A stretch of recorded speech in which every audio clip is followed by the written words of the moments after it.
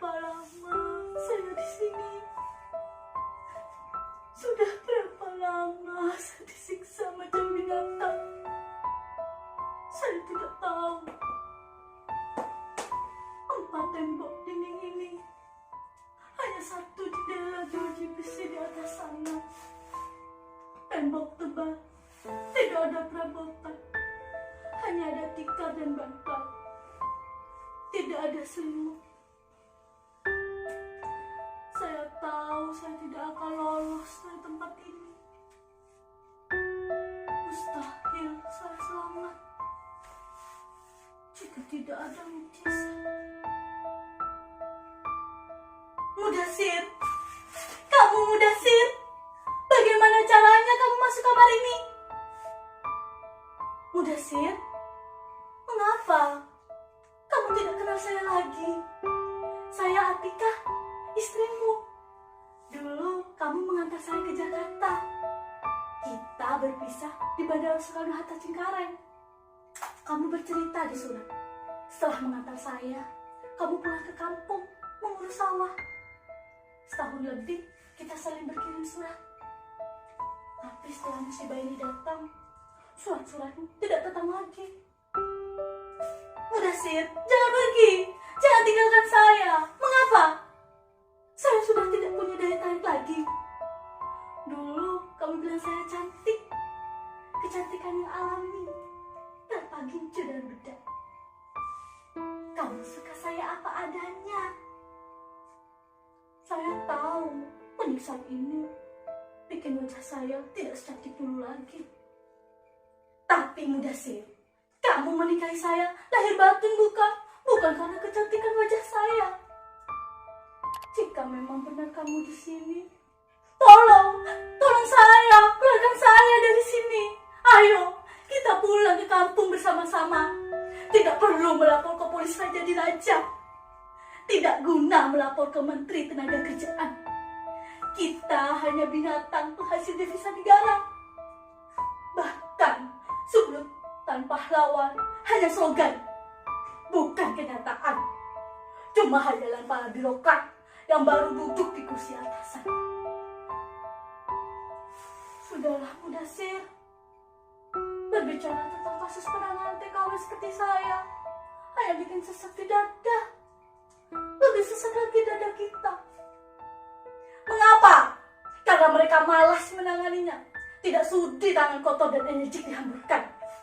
Karena tidak ada uang komisi yang berlimpah dalam setiap kasus TKW-nya. Mudasir, mengapa tetap diam di situ?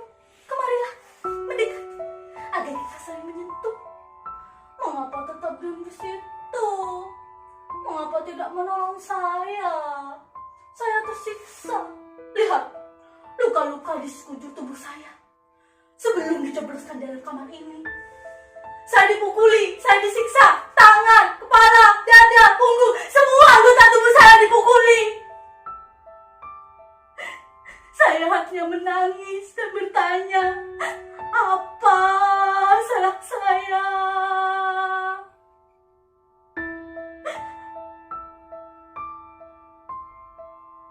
Mereka hanya menjawab, kamu indon, bangsat, bajingan, peduli, tidak tahu dirimu.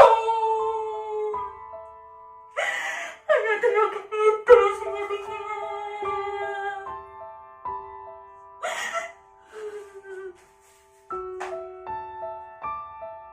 Demi Tuhan, saya tidak mencuri. Saya bukan maling. Saya tidak seperti yang dituduhkan mereka. Tidak ada yang membela. Yang ada, saya dimasukkan di penjara ini. Setelah dipukuli, kepala saya ditutupi karung, diseret. Sebelum pintu dikunci, kepala saya dibuka. Dan saat ini, saya ada di kamar ini. Sampai saat ini. Bagaimana saya bisa bertahan? Mereka hanya memberi makan 1 kali sehari. Itu pun dengan gelas dan piring kotor. Mudasir, kamu tidak bisa membayangkan Perlakuan apa yang mereka lakukan terhadap saya? Saya lebih pantas disebut anjing, bukan manusia lagi. Saya sudah dianggap sebagai anjing.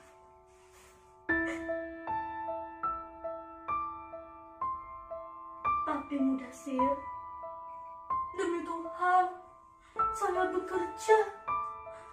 Saya menerima upah karena saya bekerja. Saya bukan pemalas. Saya bangun sebelum subuh, mengepel, memasak, menyapu, menyetrika, membersihkan perabotan. Saya sendirian di rumah sebesar ini. Pekerjaan selesai pukul 9 malam. Itu pun tidak selalu begitu. Jika ada tamu datang, saya harus siap melayaninya. Tak jarang saya masak tengah malam jika tamu berminat makan malam. Tapi tidak apa, saya lakukan dengan ikhlas. Saya tahu diri, saya hanya pelayan yang datang dari tanah sebelah, tidak berani menuntut macam-macam. Namun, pada bulan ke-13, majikan lelaki saya mendatangi saya. Nampak mabuk dia. Malam itu, sekitar pukul 11 malam, nyonya majikan dan anak-anaknya pergi ke rumah famili lain. Hanya kami berdua di rumah sebesar ini. Dia duduk di pinggir ranjang, saya buru-buru duduk di kepala ranjang. Lalu dia berbaring dan mengisyaratkan tangan, menyuruh saya berbaring bersamanya. Saya mengembalikan kepala, turun tubuh gemetar. Lalu dia melotot, menyuruh kembali dan mengisyarat tangan, berbaring sebelahnya. Saya tetap mengelakkan kepala. Lalu dia bangkit. Saya pikir dia akan merekam saya. Tapi untunglah, dia bangkit, berdiri, menuju pintu, membuka pintu dan menutupnya kembali dengan keras. Saya menangis dan bersyukur pada Tuhan. Saya selamat malam itu. Tidak terjadi apa-apa terhadap saya. Saya menangis hingga suka.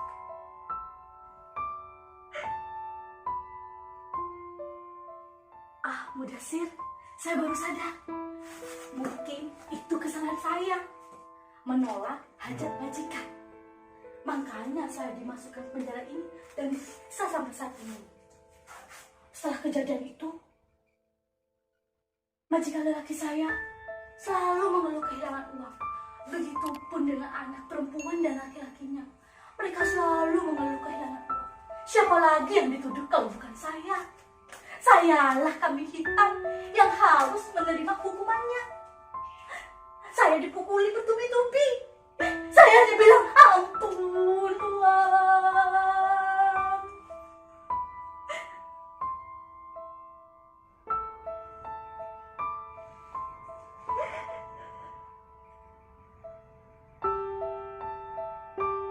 Mudasir, mengapa tetap diam?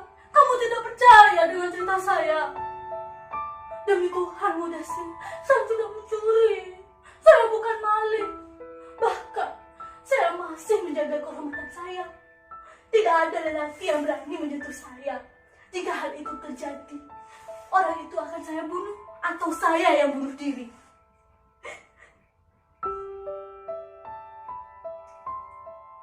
Mudasir, tolong keluarkan saya dari sini. Saya tersiksa.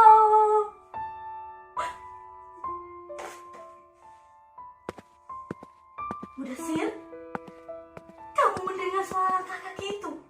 Tunggu sebentar. Tolong! Tolong! Ada orang di situ! Tolong! Keluarkan saya dari sini! Tolong! Jangan pergi! Tolong! Tolong! Tolong saya! Tidak ada yang sudi menolong saya. Saya dilupakan.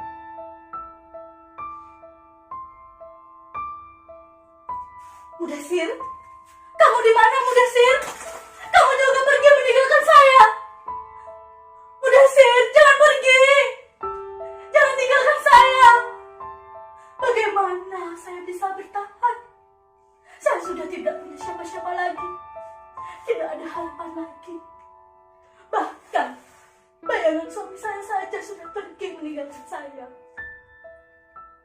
Saya rela mati jika memang harus mati. Tapi sebelum saya mati, saya harus wajib menceritakan semua ini kepada siapa saja. Kepada siapa saja yang mau mendengar. Saya tidak rela mati jika tidak ada orang tahu apa yang terjadi atas diri saya. Manusia dilahirkan dengan derajat yang sama. Manusia tidak berhak menyiksa manusia lainnya. Nasib manusia bukan ditentukan oleh manusia lain, tapi hanya Tuhanlah yang Maha Esa yang berhak untuk menentukan nasib manusia. Terus terang, saya lelah meminta tolong. Beribu-ribu kali saya minta tolong, tapi tidak ada yang sudi menolong. Pembunuhan yang saya alami bukan hanya pembunuhan tubuh, melainkan pembunuhan mental, pembunuhan politik. Kita seringkali dianggap binatang, tidak punya wibawa,